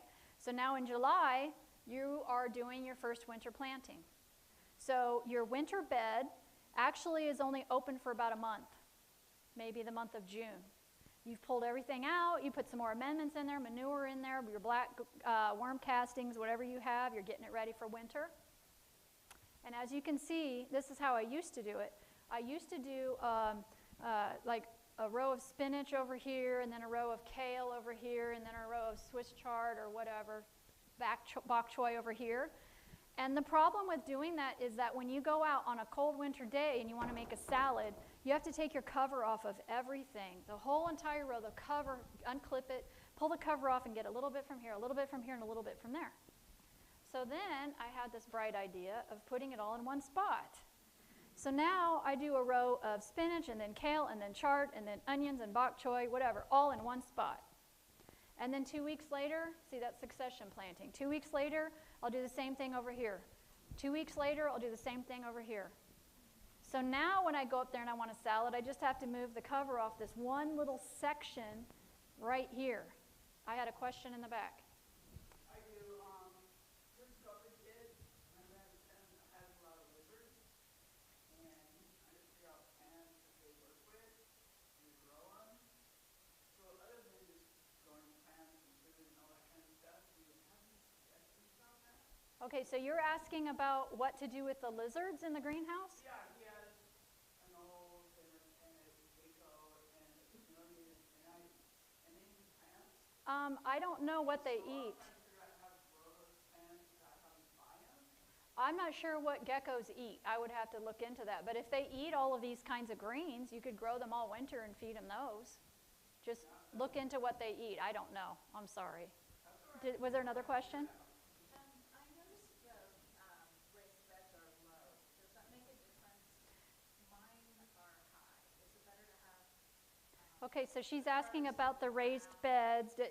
Does it make a difference if they're low or high? It's easier to weed if they're higher. I know that. I don't know. Some people ask, do they have to be in raised beds or can they be in the ground?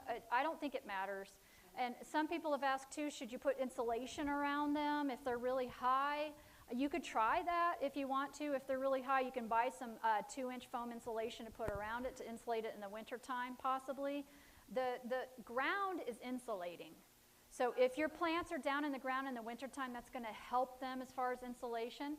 But it's hard to bend over and stuff and weed. So, I mean, if you can get them higher, I would try it. I don't think it matters that much, honestly. My house is really tall and it's not tight. It was really built for summer.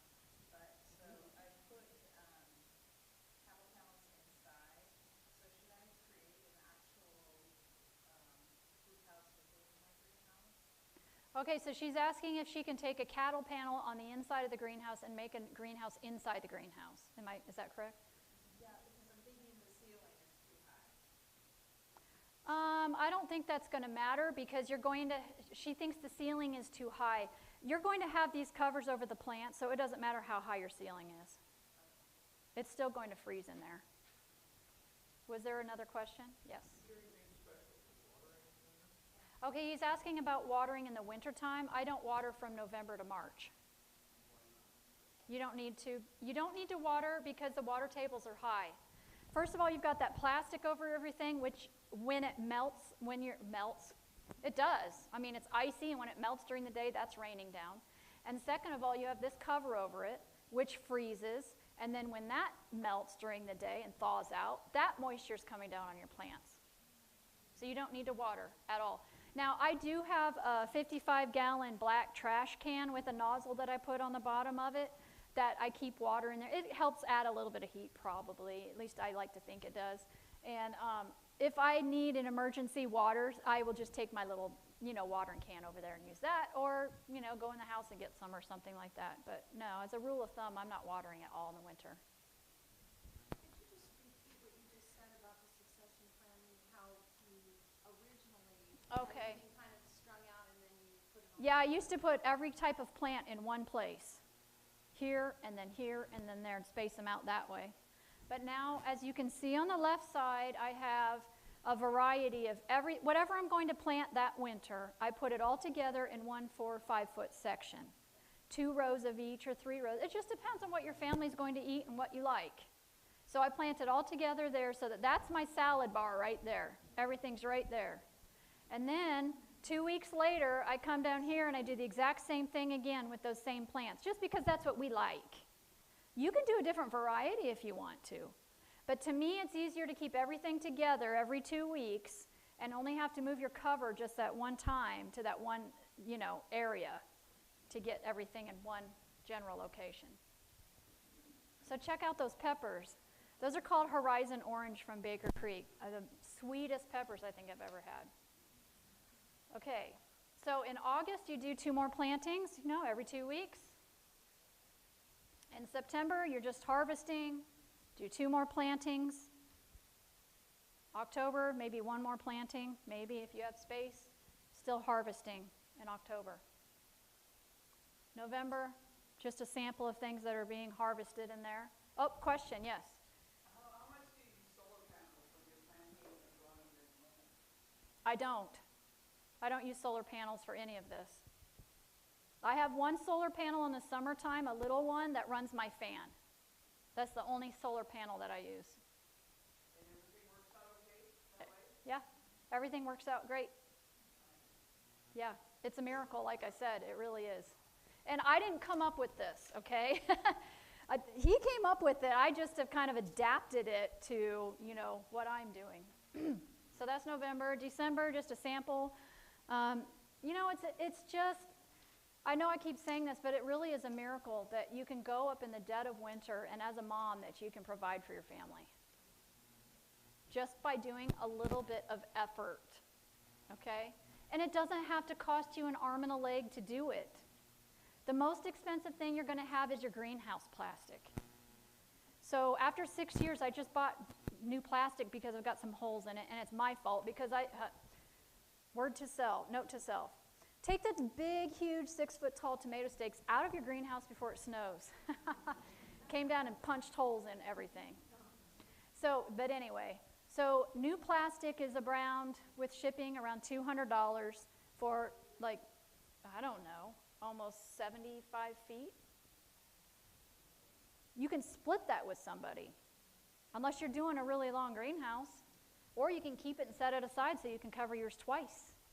So that's going to be your most expensive investment, is the plastic. All right, people always ask me this question: are the plants growing, or are they just kind of sitting there, just staying alive? So here are the pictures. I did some research. Same 6-month period of time from October to March during the winter months. Same angle of the beds from left to right. So what do you think? Are they growing? Yeah, slowly, but they are growing in there. Especially once the longer days start to come back in the middle of February, they'll really take off. So even if you got to the end of your bed here and you got these in kind of late and they only got maybe 3-4 inches tall and you said, oh man, I failed, they're not big enough for me to eat anything from, don't worry, because they will take off and you're going to have plants, huge plants to eat, way before everybody else can even get their tiller out, okay? Wow, that was it. We got through that really quick. So this is the website, and if you go to the very, very bottom, you'll see a link that says that, and then you can watch this. It was recorded last year, but it's the same thing. And if you guys will give me just a couple minutes, I want to teach you some things about the wild edible plants, and then I'm going to let you go. Probably it's going to be maybe 10, 15 more minutes. If everybody's okay, I just want to get them out up here. So if you can give me a minute, you can take a break for just a minute or so.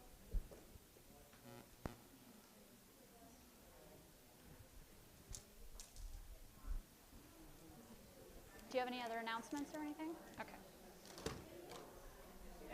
Yeah, I just need to get, if you could pick that up, put that up here. I'm just going to get all those out and just spread them out up here.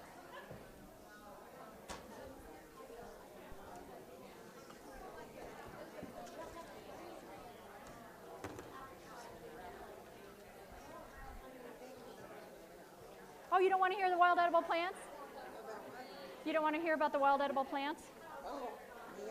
Okay, thank you for coming. You're going to walk close-ups with these, I'm assuming. Kind of. I mean, the camera will be there. You can use it. I can hold it that way. That's actually Okay, so we need to go going to now, the wild edible plant one now.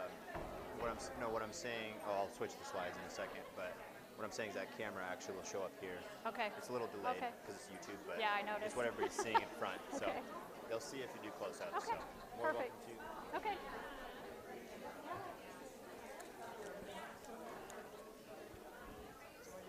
Okay. We're switching the slides to part 3. And I just want to mention real quick, most of you have probably already seen or been by the resource table outside. But I wanted to mention, because this is not in the slideshow and I usually forget, if you're not familiar with colloidal silver, you need to become familiar with it. Each one comes with these little things that it's good for, but I've also heard that it's good for keeping away COVID and things. And I know that when I was just recently traveling, I had a sore throat, and I thought, oh no, and I just sprayed it, and it was gone the next day. But you can use it like a hand sanitizer. It's good for warts and canker sores and, I don't know, toothaches and all sorts of things. And it's good for your animals, too, if they have problems, pink eye, all sorts of stuff. So if you've never heard of it, do some research on that. And also, Oh, colloidal silver. I don't know. They're all over the internet. I suppose you can buy them. Not all of them are pure, though, colloidal silvers. From what I've researched, if you get a colloidal silver and it's clear, it's probably not real. It should be kind of a yellowish tint. 100 parts per million, it should look like apple juice. And I've recently taken some medical missionary classes, which is on natural remedies and things like that. And so I've just been kind of studying on how to, use things to heal yourself, basically, naturally. And so what I do is I carry things around with me all the time.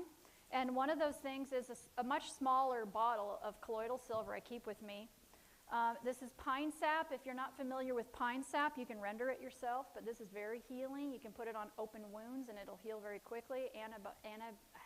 Disinfectant. Oh, question, yes. I just wanted to say my mother-in-law used to make her own colloidal silver, and it was always clear. Oh, okay. So that's not necessarily Okay. I know there's different opinions on it, and there's different scientists who have all these charts and things on it, and that was just according to my research, but, it just depends on what you see and learn. So what she's saying is it could be clear, but you can get little testers to put in there to see how many parts per million. And so the other thing I always keep with me is black charcoal. If you're not familiar with charcoal, learn about that. And this is plantain, comfrey, and clover. So that's just kind of like a little emergency kit that I keep on me. No, it's not. That's a bonus. I just added that right now. So just real quick about, oh, we're on the wrong slide. Can we go back? Can we go back to the beginning of the, do I need to do it? It was at the end for some reason.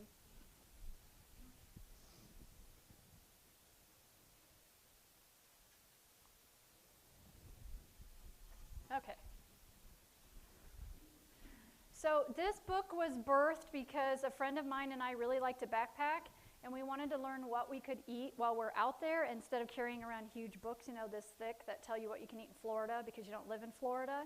So that's how I came up with this book, and originally it was just going to be what can you eat and how to identify it.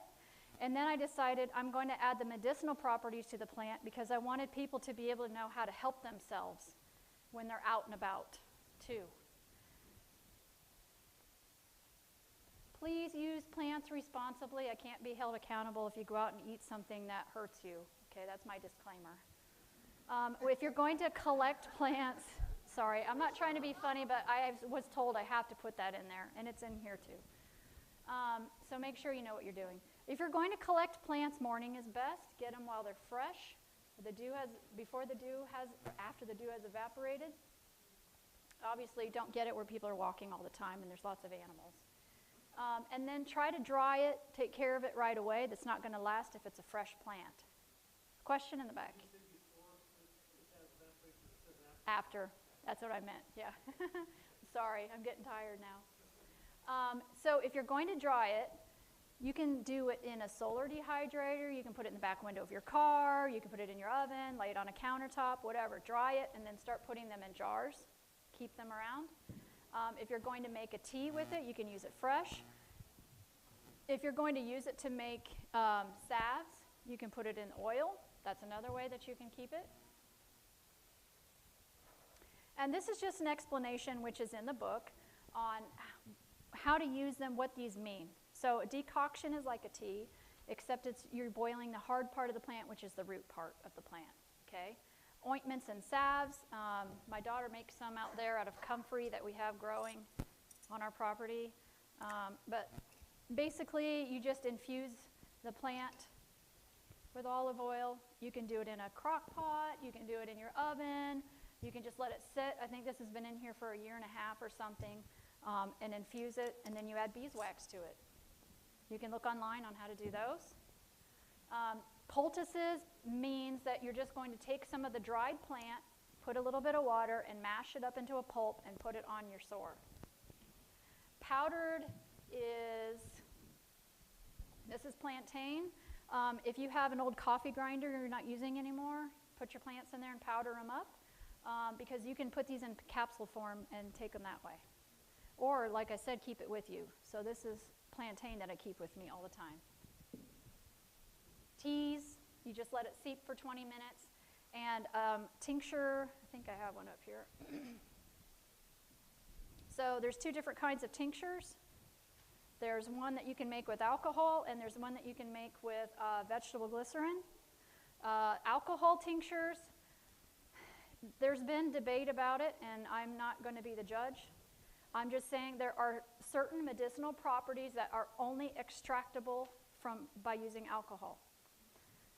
Alcohol tinctures will last forever, and if you put in, from what I have read and from what I've understood according to my research, the alcohol that is left after you can evaporate it, and this is how you do it. You put it in, you put your dropper full into a cup and you pour boiling water over it, and you let it sit uncovered for about 15 minutes and evaporates the alcohol out. The amount of alcohol that's left is less than what's in a ripe banana, from what I have understood. Now, please don't debate with me about that. Everybody needs to make their own choices. If you're going to make a tincture with vegetable glycerin, it will take longer to extract, and you probably will not get all of the properties out of the plant that you want, and it won't last as long. But this is elderberry, so if you're going to give it to your kids right straight, I would use that. All right, I just want to go through a few plants. I'm not going to go through very many, but most people are familiar with these, I believe. But these berries, if you can get a hold of them, are really good for urinary tract infections. So if you're prone to something like that, make a tea with it. Clover, everybody I think knows what clover is, and I always like to talk about this one because it is so good to have around. As soon as it comes out, go out and gather it and dry it and get yourself a big jar and have it around. This stuff is great for burns. So if you have any kind of, if you burn with wood, you're burning yourself once in a while. I had a real big burn here. Just out of habit, I reached for the aloe vera, and it did nothing. It burned so bad it did nothing. So then I grabbed this and I looked up burns in the back, and then I said, oh, clover. So I made a poultice out of that, and I put it on there, and the pain was gone immediately. I'm not kidding you. The pain was gone. And then I took a piece of plastic wrap and put it over there and put one of those black stretchy gloves over it and slept with it overnight, and there was no pink, no swelling, no scarring, nothing. That was just with clover. And plus, it's got calcium and protein, or potassium and protein in it. Okay, the comfrey, if you want to know more about it, you can ask my daughter. She's the comfrey lady out there. But comfrey is also known as knit bone. If you haven't heard of it before, it will heal broken bones. I took a class from a lady who wrote, Jasmine Ream, who wrote the other little wild edible plant booklets that are out there. And her husband broke part of his foot, I don't remember which bone, and he healed it simply with comfrey leaves. Everybody knows about dandelions too. And I have just learned that making dandelion tea blocks the spike proteins that people have been talking about with COVID. Elderberry, we know, most people know, is really good for keeping away the common cold, flu, whatever, just keeping your immunities up. I think there might be some left out there, the elderberry syrup that I've made. We picked them ourselves. They're organic and everything. But everybody knows how expensive that is too. It's like about $10 an ounce. Fireweed, maybe you didn't know you could eat that. If you're out hiking way up in the mountains, now you know you can eat that plant. Mullein is really good if you can get the yellow flowers and dry them and put them in olive oil and just let them sit for earaches and ear infections. Did you know you could eat daisies? Full of fiber and protein. And the rose hips I like to include. The rose hips are the little parts that are left after the flower petals all fall off. They do have seeds in them, so don't break your teeth on them. But they're 500 milligrams of vitamin C per hip. So if you can get your hands on some of those, that would be great. Service berries are a lot like blueberries. They look like blueberries and they taste a lot like blueberries. So if you have a service berry bush or a tree, you can call it, in your yard, you can dry them or can them up. You can make blueberry jam or something with them. And if you could just take a little spoonful of them every day, it's like you're eating a daily natural vitamin pill. Nature's ways are best a lot of times. Stinging nettles are excellent to eat also. Put long sleeves on and gloves on if you're going to go out and harvest them, dry them, save them. If you're not sure what they are, you can just hit your wrist with them and you'll know really quick. Because it'll burn. It'll eventually go away. The wild violets, quick story about these two. I was backpacking with another friend, and she tripped over her little pot of boiling water, burned her whole ankle, and we quickly put her ankle in the creek and looked around for what we could find for burns, and we could find wild violets. We found a whole patch of them. And so we made a poultice out of those and wrapped her foot and her ankle up in a plastic bag, and the next morning she had a quarter-size red spot on the bottom of her foot where we had missed with the poultice, and everything else was fine. So it's pretty amazing. And plantain I like to include because it's a medicine cabinet in a leaf, and this is why I carry it with me all the time. If you don't know what it is, this is what the leaves look like, and if you rip it apart, it'll have looks like strings or threads coming out like that. Make an ointment out of it, make teas out of it. And this is just one slide. There's two slides here, but I'll just show you real quick what all the things that plantain is good for. So if you don't know about this plant and you're not sure how to identify it, learn about it. So you can take it internally, you can encapsulate it, and use it for all those things listed there. All sorts of infections. Oh yeah, it's everywhere. It's a noxious weed. Yeah. Externally, eczema, skin rashes, burns, all sorts of things. These are two plants that are not in the book that I just learned about. Yes? Well, there's broadleaf and then there's narrowleaf. They can get big. I'll go back to it so you can see what it looks like again. But I would just look online, pictures of plantain.